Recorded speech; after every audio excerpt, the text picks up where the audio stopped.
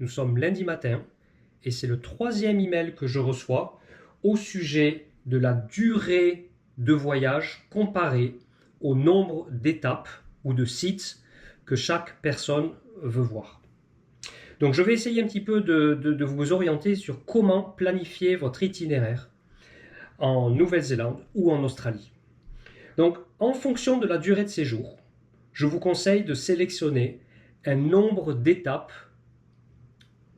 optimum. Donc par exemple, si vous avez 10 jours, sélectionnez 6 étapes à faire. Et ensuite, vous pouvez mettre les étapes auxquelles vous pensez, mais qui ne pourraient peut-être pas s'inclure dans l'itinéraire, comme optionnelles.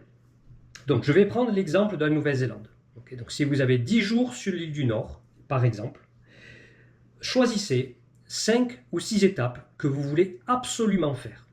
Donc ça peut être Coromandel, Rotorua, Taupo, Tongariro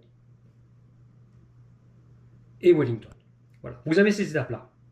Maintenant, si vous souhaitez, si par exemple vous avez entendu parler de Napier, vous avez entendu parler de Wanganui ou de New Plymouth, mettez ces étapes-là en tant qu'étapes optionnelles. Ensuite, en fonction de comment vous avancez dans votre itinéraire, dans votre circuit et voyage, vous pouvez penser à rajouter ces étapes-là. Si par exemple, au final, Taupo, il ne fait pas beau du tout, ou ça ne vous plaît pas forcément, voilà, au lieu d'y rester 2 nuits, vous restez juste une nuit rapide, et puis le lendemain matin très tôt, vous partez, par exemple, pour New Plymouth. Voilà, ce genre de choses, c'est le mieux vraiment pour construire un itinéraire qui est pratique et faisable.